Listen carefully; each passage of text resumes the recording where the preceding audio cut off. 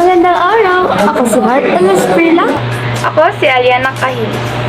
At ngayon, tatalakayin natin ang aralin 26, kalakalang panlabas. Ngunit bago ang lahat, anong salita ang pumapasok sa inyong isipan kapag naririnig ang kalakalang panlabas? Ito ba ay import, export, pagkikipagpalitan? Tama! Ang kalakalang panlabas o panlabas na kalakal ay tumutukoy sa pagkikipagpalitan ng produkto sa iba't ibang bansa. Alam niyo ba, noong unang panahon ay nagpapalitan ng produkto ang iba't ibang bayan upang magkaroon ng mga produkto na walang isa at mayroon ang iba. May tinatawag tayong barter system dati o pagpapalitan ng dalawang produkto. Ito ay naging uso noong sinaunang panahon at pinalaganap muli noong panahon ng pandemya, ngunit dito lamang sa ating syudad. Ang demand ng mga mamimili sa iba't ibang produkto lalo na para sa luxury goods kung saan ang isang produkto ay nagiging simbolo ng mataas na katayuan sa buhay. Ang presyo ng produkto at ang kita ng namumuhunan ang ilan sa mga dahilan upang magbago ang lawak at dahilan ng panlabas na kalakalan. Ngayon, bakit nga ba tayo nakikipagkalakalan sa ibang bansa? Kapag limitado lamang ang kakayahan ng isang bansa na gumawa ng produktong hinahanap ng mga mamamayan, kinakailangan ang panlabas na kalakalan upang mapunan ang pangangailangan. Sapagkat ang pagdami ng supply ng produkto ay maaaring mga hulugan ng pababa ng halaga nito kung ang supply ay higit na marami kaysa sa demand. Gayon din, kung ang halaga ng produktong ito ay higit na mababa sa ibang bansa. Maaari itong ibenta sa mababang halaga sa bansang nag-aangkat nito. Itong mababang presyo ay makakaapekto sa demand para sa lokal na produkto na mas mahal kumpara sa inangkat na produkto. Hahantong tayo sa kompetisyon sa pagitan ng lokal at imported na produkto na makapagpapataas ng kalidad at makapipigil sa pagtaas ng halaga ng produkto. Subalit ang isang suliranin dito ay kung ang mga imported na produkto ang higit na tatangkilikin ng mga mamimili, ang mga lokal na industriya ay maaaring mawalan ng kita o tuluyang magsara. Isang halimbawa ng ini-import natin sa ibang bansa ay dried mangoes, durian, at saging. Sa pandaigdigang kalakalan, kailan dapat mag-export at kailan dapat mag-import ang isang bansa? Kung ang produkto ng isang bansa ay higit na mababa ang halaga kumpara sa produkto ng ibang bansa, dapat itong mag-import dahil magagawa nitong makikompetensya sa produkto ng ibang bansa. Katulad na lamang ng 350 pesos bawat kilo ang hipon sa atin, ngunit 600 pesos ito sa ibang bansa. Kung ang presyo ng hipon sa unang bansa ay mababa, ang demand ng hipon sa unang bansa ay mataas. Ang presyo ng hipon sa ikalawang bansa ay mataas, ang demand sa hipon sa ikalawang bansa ay mababa. Mayroon tayong ugnayan ng pamalaan sa mga samahan para sa pandaigdigang kalakalan. At ito ang mga sumusunod. Association of Southeast Asian Nations o ASEAN. Ang Pilipinas ay nag-export ng halagang $8.751 bilyon sa mga bansang miyembro ng ASEAN noong semester ng 2020. Simadalang nag-angkat ito ng halagang $17.954 bilyon sa parehong panahon. Pangalawa ay ang European Union o EU.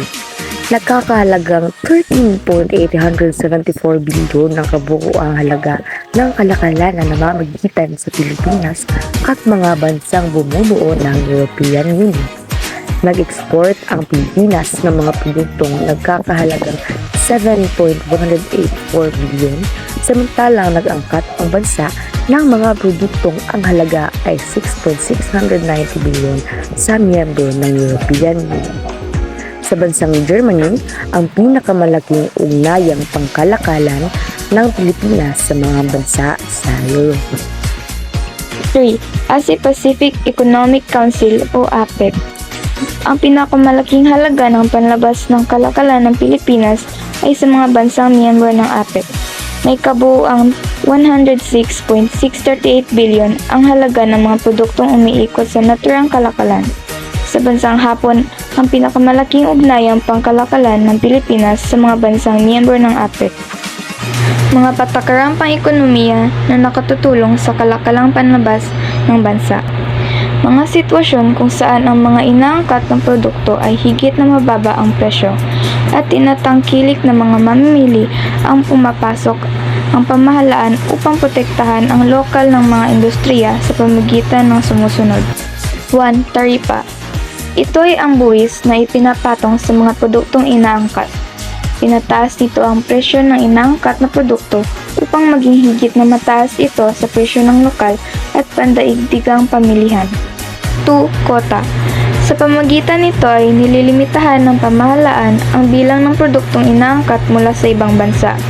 Ito ay upang higit na maraming lokal na produkto ang nasa pamilihan at pipigilan nito ang dominahin ang inaangkat ng mga produkto ang mga lokal na pamilihan. 3. Subsidy.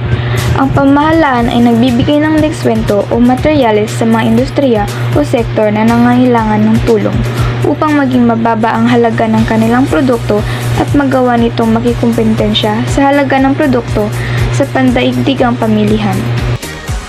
Subalit maayos ang ating pakikipag-ugnayan sa ibang bansa, hindi lamang ito puro positibo.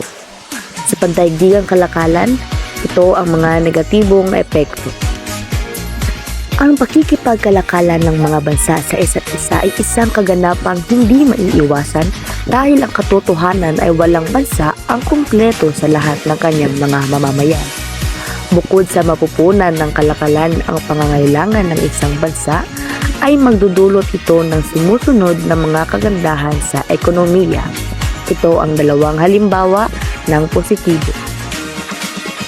Una ay pagkakaroon ng mga mamimili ng maraming pagpipilian na produkto na tumutugon sa kanilang panlasa at pamumuhay. Ang ikalawa naman ay ang mga bansa ay maaaring magkonsumo ng higit sa kanilang kakayahang produksyon o consumption gains dahil ito ay maaaring mabili sa ibang bansa.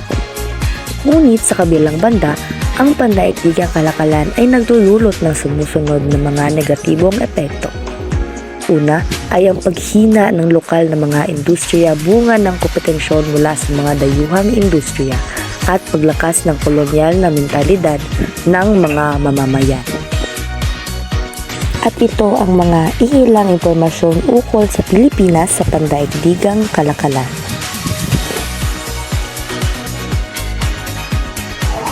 Alam niyo ba kung ano ang 4 na dahilan ng kalakalang panlabas? Ito ay dahil sa pagkakaiba ng teknolohiya, pagkakaiba ng pinagkukunan, pagkakaiba ng panlasa, at pagkakaiba ng halaga ng produksyon. Bago magtapos itong video, alam niyo ba kung ano ang pagkakaiba ng export at import? Tama! Ang export o pagluluwas ay ang pagpapadala ng mga serbisyo at produkto na galing sa atin sa ibang bansa. Habang ang import naman o pag-aangkat ay ang pagbili ng mga produksyon at mga serbisyo galing sa ibang bansa. Ayun lamang po at maraming salamat.